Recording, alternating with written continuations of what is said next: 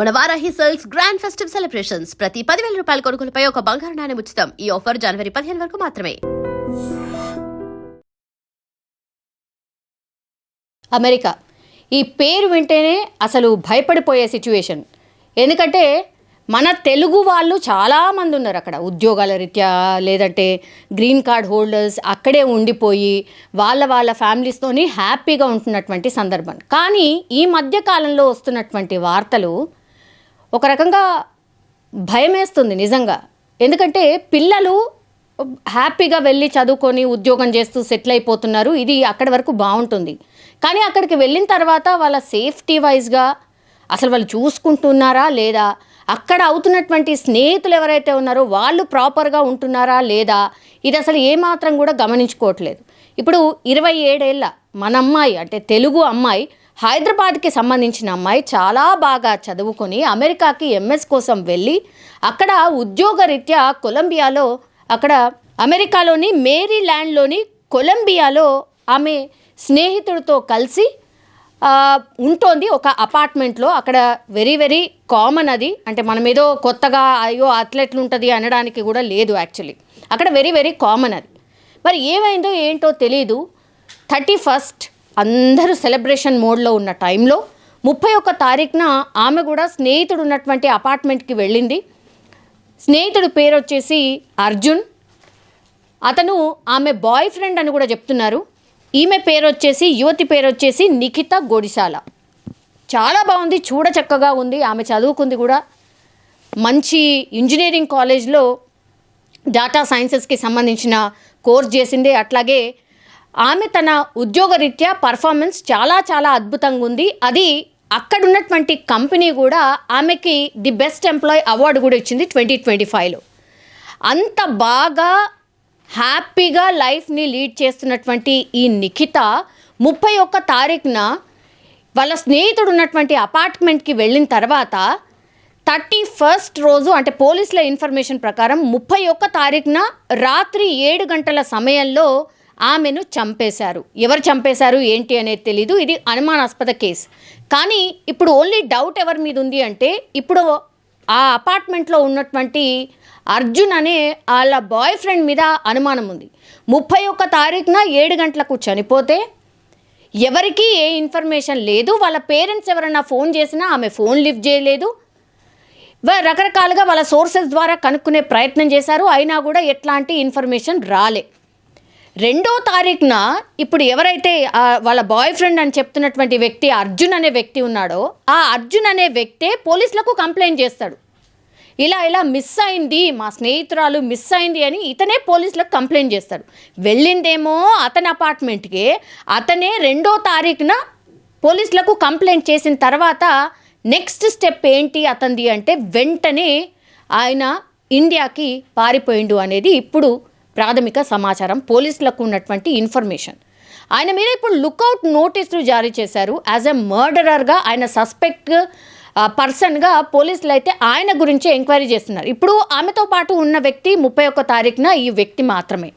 CC ఫుటేజ్ని పరిశీలించినప్పుడు లోపలికి వెళ్ళింది నిఖిత, కానీ బయటికి రాలేదు. అర్జున్ మాత్రమే బయటికి వచ్చింది. సో దీన్ని బట్టి అక్కడే ఏదో జరిగి ఉంటుంది అని అనుమానాస్పదంగా ఈయన ఇన్ఫర్మేషన్ ఇచ్చిండు. కాబట్టి ఇంటికి వెళ్ళి చూసేసరికి కత్తి పోట్లతోని అత్యంత దారుణంగా నిఖితాని అపార్ట్మెంట్లో ఫైండ్ అవుట్ చేశారు పోలీసులు. అక్కడ ఎవరూ లేరు, ఓన్లీ ఇప్పుడు అర్జున్ మాత్రమే సస్పెక్ట్, అంటే నిందితుడు అనట్లేదు, బట్ సస్పెక్ట్. ఆమెతో పాటు ఆ అమ్మాయితో పాటు ఉన్నది అర్జున్ మాత్రమే. ఇప్పుడు అర్జునే హత్య చేసి పారిపోయాడా అనేది ఇప్పుడు పోలీసులు ప్రాథమికంగా ఆ ఇన్వెస్టిగేషన్ స్టార్ట్ చేశారు. అందుకని ఆయన గురించి లుకౌట్ నోటీసులు జారీ చేసినప్పుడు, ఇప్పుడు అమెరికా బేస్డ్ కాబట్టి వాళ్ళకు ఒక ఐడెంటిఫికేషన్కి సంబంధించి ఒక నంబర్ అంటూ ఉంటుంది. కాబట్టి ఆ నంబర్ ప్రకారంగా ఈయన ఎక్కడికి వెళ్ళాడు ఏంటి అని ట్రేస్ చేసినప్పుడు ఇండియాకి పారిపోయి వచ్చేసాడు అనేటువంటిది పోలీసులకు ఇన్ఫర్మేషన్.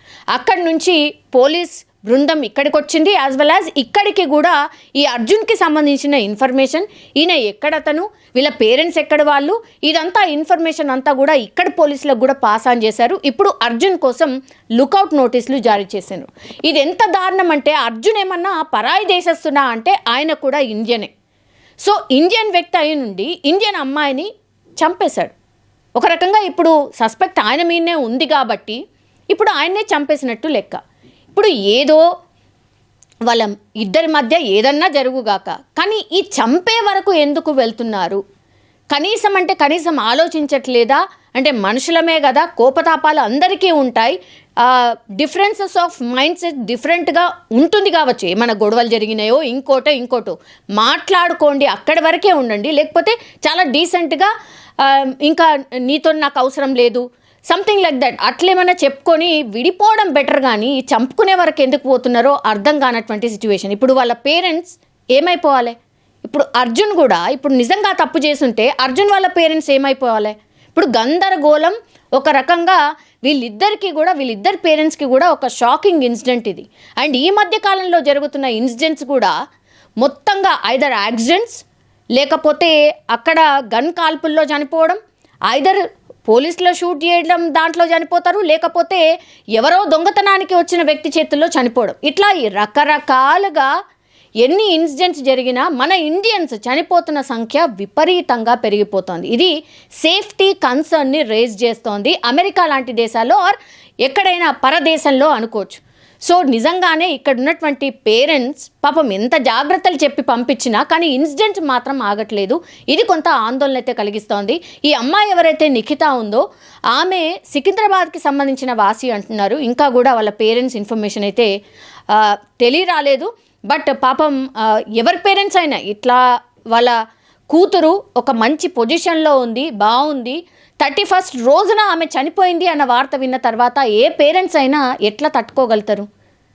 కానీ ఇట్లాంటి ఇన్సిడెంట్స్ జరగడం నిజంగా బాధాకరం. అట్లా మన వాళ్ళు చాలామంది అసలు వెళ్ళట్లేదు. అఫ్కోర్స్ అమెరికాలో ఉన్న సిచ్యువేషన్ బాగాలేదు కాబట్టి వెళ్ళట్లేదు. కానీ ఇప్పుడు అక్కడ మన వాళ్ళు ఎవరైతే ఉన్నారో ఇంకా స్టడీ పర్పస్ వాళ్ళ మాత్రం ఆందోళన వ్యక్తమవుతోంది. ఇక్కడ పేరెంట్స్ కూడా పదే ఇట్లాంటి ఇన్సిడెంట్స్ జరిగినప్పుడల్లా జాగ్రత్తలు అయితే చెప్పే ప్రయత్నం చేస్తున్నారు.